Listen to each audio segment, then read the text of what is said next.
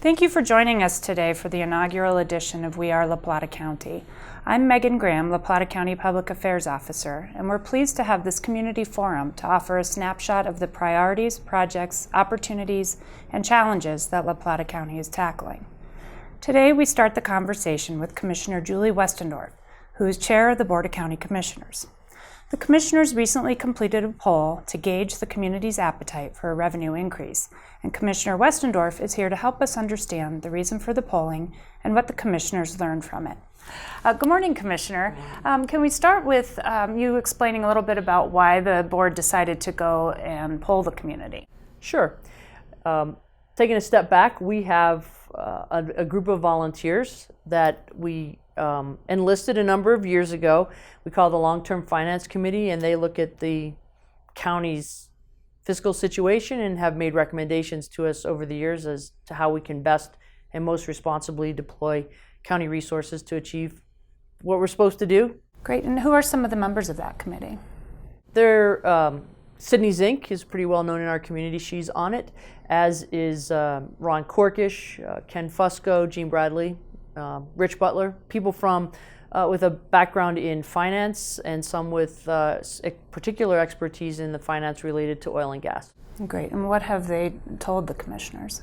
They've looked at our spending and they've looked at our revenues over the last 6 or 7 years and have made recommendations on both fronts. I'm very pleased that they consistently compliment the county on the belt tightening that we've done, the efficiencies we've introduced into the organization, but through their analysis, look, we're the fourth lowest county in Colorado as far as property tax is concerned, and that was sustainable when we had oil and gas development and it was strong. It has fallen off. We're down $15 million per year since 2010, and there's no revenues sufficient to offset that that we can access at this point. So they actually recommended that we go to the taxpayers, to the voters, for a tax increase in 2019. Okay, and so what did the commissioners do with that advice? We commissioned the poll. We didn't want to get ahead of the voters, and so that's what we did. We got a poll, we got some information back to us, and we hope to be able to be smart in making decisions going forward. Great. And what did the poll, what were the poll survey results? The survey results showed us, we tested on a couple of different things. First of all, we learned that the electorate isn't ready to go to approve a tax at this point in any case, but they do prefer sales tax over property tax, which was interesting to me. They also helped us, the poll also helped us understand some of the priorities in county services that residents have.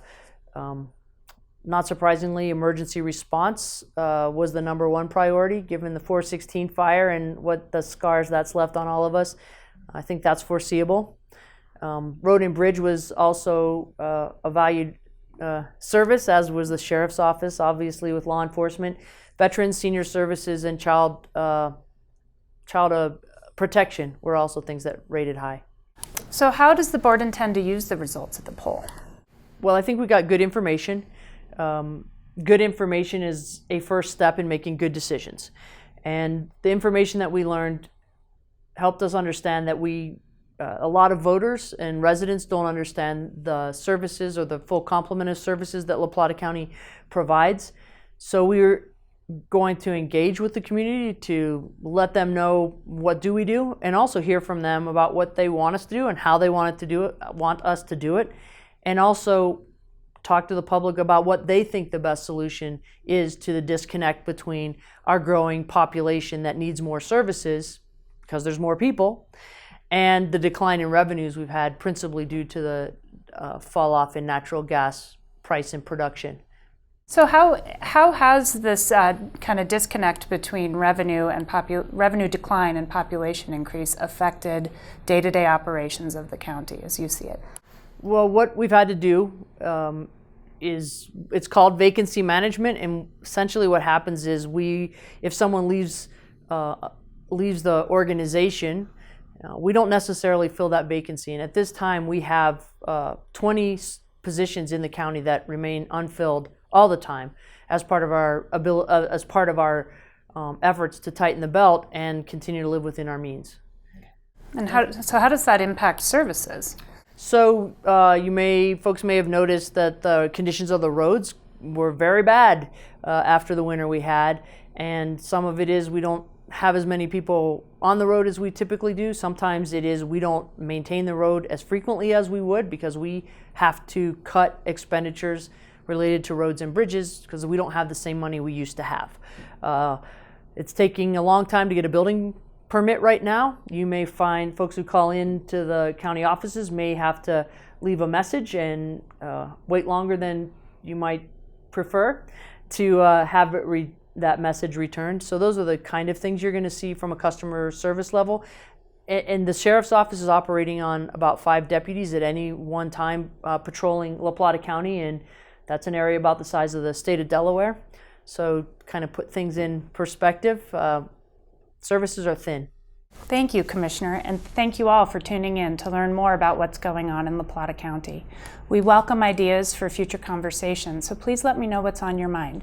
You can reach me via email at megan.graham@co.laplata.co.us or by calling 970-382-6265. Thank you.